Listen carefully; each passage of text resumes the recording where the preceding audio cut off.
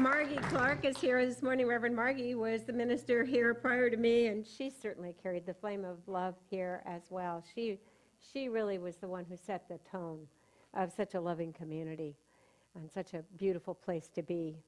So I want to say aloha to everyone. Earlier today I was talking to Juanita, and I said, it feels like I've never left. It just seems like, we've moved, but it's still home here. It still feels good, even though we have this wonderful new home on Kauai, which we love very much. Don sends his greetings. He says he's never going to leave. So he's over there strumming away, enjoying it all, as you can well imagine. And I'm just so happy to be here, and I'm so grateful that Reverend Nicole and Reverend Michael asked me to speak today.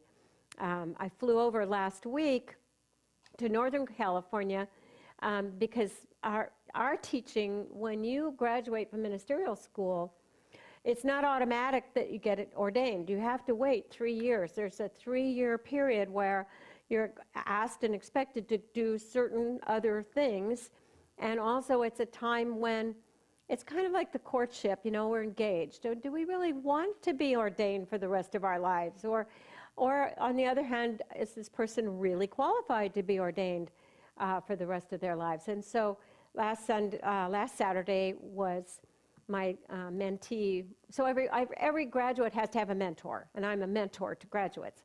And last Saturday, one of my mentees was ordained, so I was there for her as her presenting minister in Santa Rosa, and it was really lovely. So, and then I came down here to see my family and my kids and my grandkids and my new grand dog, who I want to take home with me, but I can't.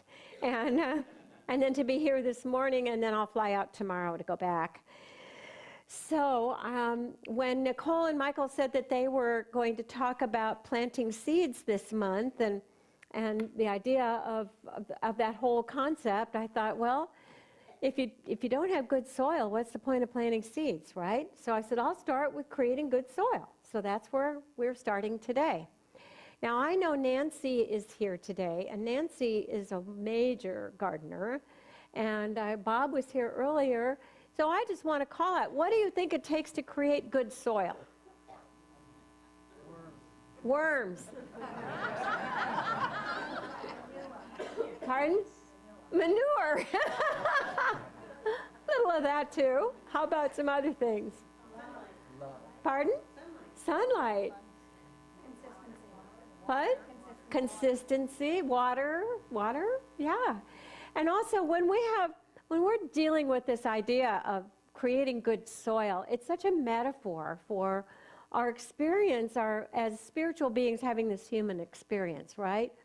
And so as I was thinking about it, I was thinking about the fact that if you want to create good soil, first of all, you got to know what you have, what you're starting with, right? And start with what you have. Isn't that true of us? And that you got to get the rocks out of the soil. You got to pull the weeds.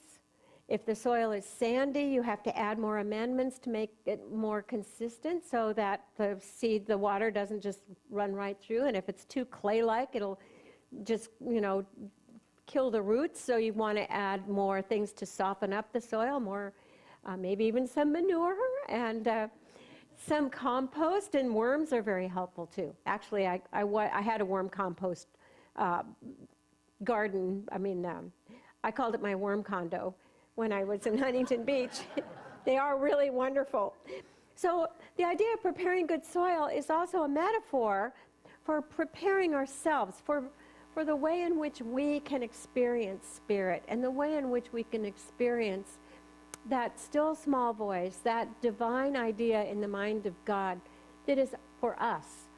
And as I was thinking about that, I recalled the idea of the garden, that we are all part of this beautiful garden. We are all really flowers in that divine garden. But also when we go back to the Hebrew Bible, where did the first mention of human beings begin? But in a garden, right? That Garden of Eden. And of course we all know about the serpent and the apple and being cast out of the garden. And I'm going to have Tina sing another song after this talk that I love. It's she says that it's Joni Mitchell that wrote it originally, but I heard it from Crosby, Stills, and Nash, and that's Back to the Garden. And one of the passages in it is, we are stardust, we are golden, we are billion-year-old carbon, and we got to get ourselves back to the garden. And I think that part of our yearning and our quest in life is to experience that sense of being back in the garden. And the master teacher Jesus really spoke of that in his parables, and his parables are really all about the kingdom of heaven and what the kingdom of heaven is like and how we can experience that kingdom of heaven, that pearl of great price. And when he started his ministry, and by the way, for those of you who don't know much about us and you're new, our view of Jesus is that he's the great example, not the great exception. That he is our master teacher. And that our role in our relationship with Jesus is that we are to experience our lives and emulate that life, so that he's there to teach us how to live that spiritual life. So he taught in parables, stories, we all know that. But he had told about 3 parables when he had this realization. I don't think some of these folks are listening. Anybody ever have that thought? Anybody been a teacher or a minister? Okay, you know what I'm talking about. So he told this story of the sower and the seeds. And he talks about how the sower wants to have a bountiful harvest, a bountiful garden. So he was scattering his seeds. And as he did, some of them fell on the roadside, and the birds came down and picked them up and flew off with them. Some of his seeds landed on hard rock. And of course, the sun burned them up, and they couldn't grow roots, so they didn't grow. Some of them fell into land where there were a lot of weeds. And although the seeds took root, the weeds choked them out. And some fell on fertile soil. And he produced his bountiful garden.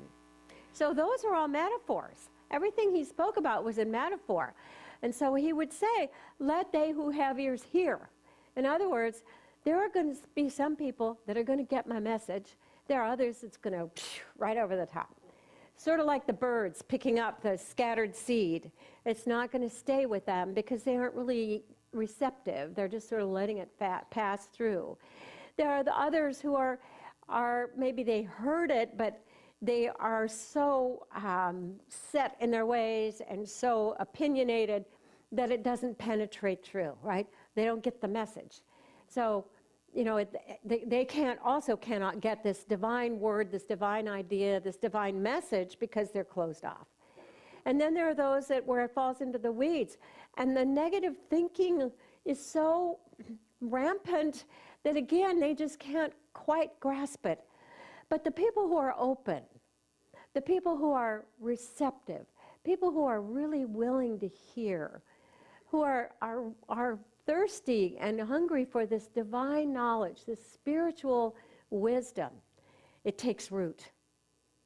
And in the same way as we are willing to do our own spiritual practice, our own spiritual work, we too can become more and more receptive to the divine idea of God, to those things that we tune into that allow us to have our visions and dreams, but not only have our visions and dreams, but also to experience them.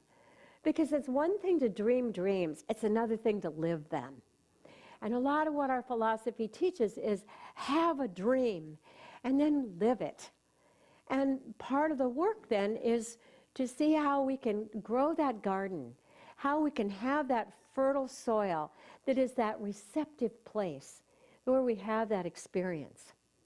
Now, there's some more things that I think are interesting about that, the soil itself and crops. And that is that some farmers will plant strawberries at one point in time and maybe green beans in the same field at another time. And then they may let the field go fallow. And when it goes fallow, there's nothing planted there. And it's done intentionally so that the soil can regenerate itself. And so it can build new soil. And all these micronutrients are at work underneath. And when the soil is left alone and it's not tilled and it's not turned over, and the sun and the rain and the birds and everything else just do their thing on the land, that soil gets to regenerate itself. And in the same way, I think the idea of fallow ground, the idea of fallow time, is an important part of our own divine creative process. And I want to talk just a little bit about the divine creative process, and then I'll get back to the fallow soil idea. In our teaching, we call it science of mind. Ernest Holmes was our founder, and what he believed was that prayer is provable, that we can demonstrate our prayers through this process that he called spiritual mind treatment, which was a 5-step process of prayer, but also because that threefold nature of God, that Trinitarian idea, he saw it as the triune nature of God, and he saw it a little bit different than the traditional Trinity. But what he saw was this divine mind, God, Spirit, and we could call it the seed, the idea. That is what begins this whole creative process. And in God, we get these things through intuition, and it moves into the idea of imagination, of envisioning something that we want to experience or a way that we want to live. And then it moves into what he called the soil, into the creative medium, kind of the womb, if you will, under the ground, where you can't see what's going on. And that space, that soil, that place takes that idea, just like the soil takes a tomato seed or a bean seed or a tree seed, whatever. The medium doesn't really care what it is. It's just going to be there to gestate and allow this seed to develop. In the same way, if our thoughts are going into that deeper place, into our soil, and those thoughts are not affirming and life-sustaining thoughts, they're still going to grow, right? We create what we think about. And in the same way, those loving, caring thoughts, those divine ideas, those things that we really, truly want to experience also grow in that soil.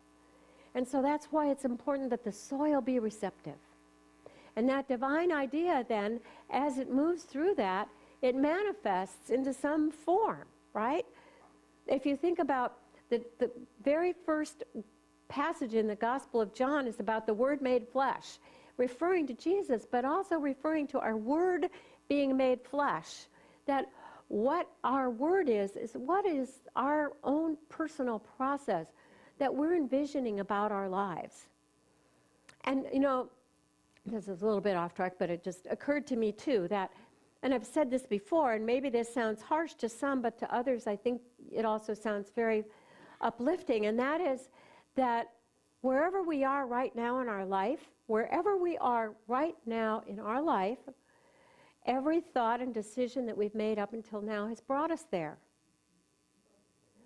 I noticed my son-in-law the other night, my grandson was going out with some friends to a bonfire at the beach, and my son-in-law, the last thing he said to him before he left the house was, "Okay, Ryan, just remember to make good choices." I thought, wow, that's a good dad. What a good thing to say. Don't do this and don't do that. No, he didn't do that. Just make good choices. And as it turned out, something happened at the bonfire, and my grandson came home because he didn't like the choices somebody else was making. So, it's how we are co-creating with the divine the lives we live in this wonderful form, this divine creative process. And the soil is such an important part of that. But when talking about fallow time is sometimes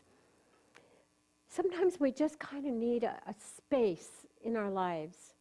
Maybe we're between things. Maybe we've had a big loss. Or maybe we've changed jobs, or we've lost a job and we have this open time. Or maybe it's just a time when we've chosen to take some time away.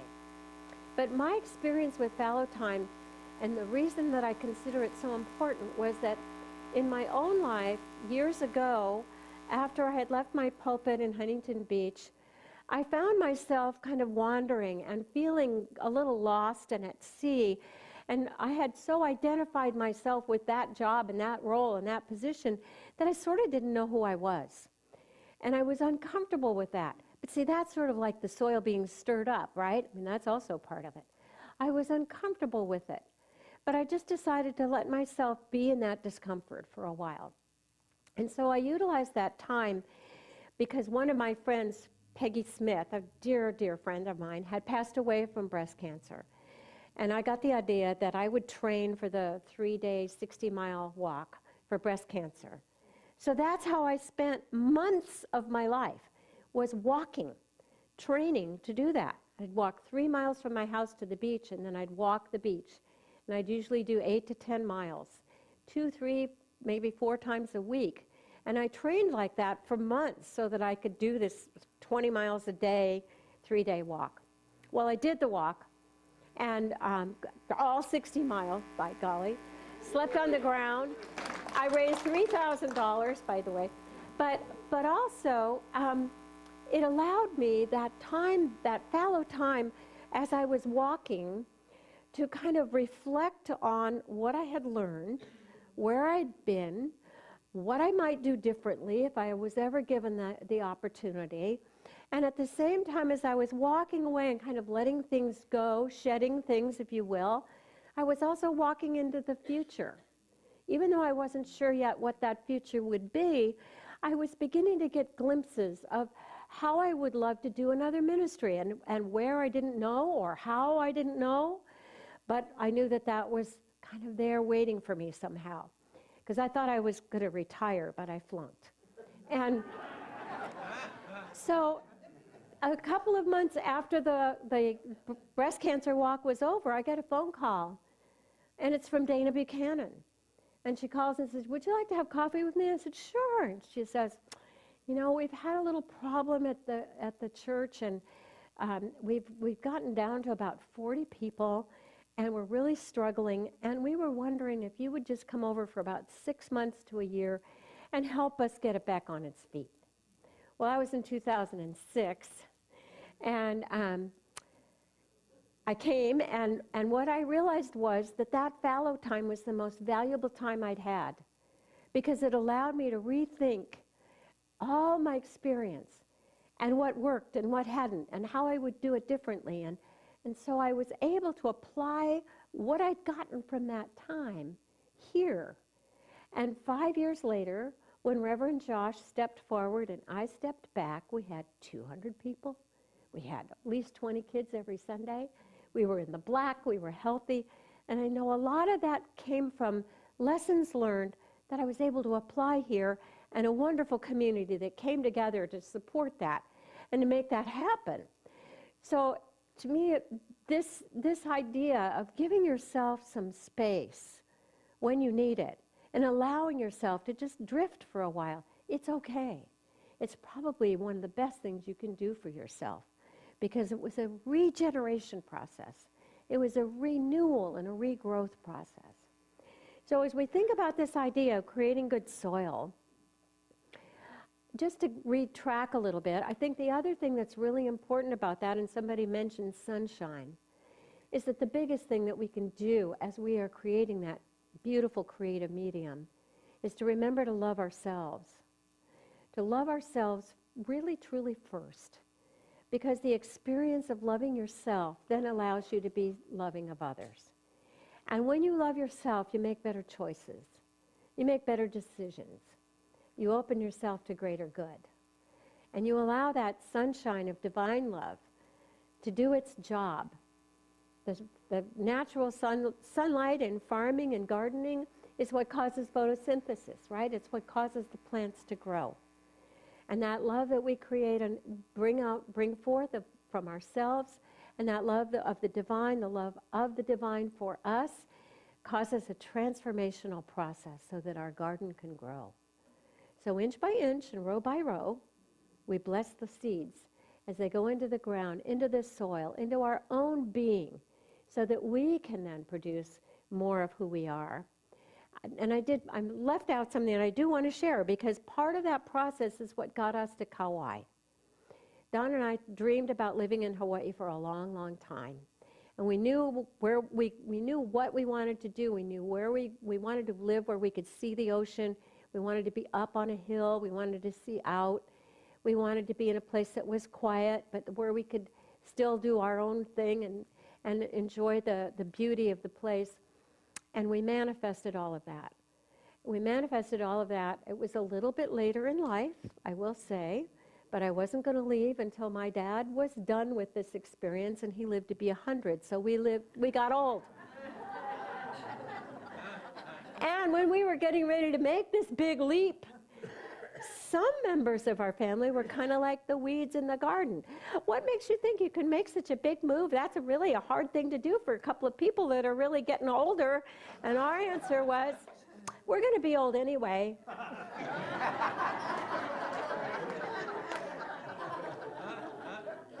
Right? Well, we manifested that house on a hill looking out over the ocean. And it's all because of that divine creative process. And having the soil ready and willing and able to take that seed and manifest such good. And I know if we can do it, we all can do it. It's not just exclusive to us. So dream your dreams and then live them. Put those seeds into that fertile soil and allow it to grow. Give yourselves time and watch what grows and what happens. So I thank you. I say mahalo and aloha.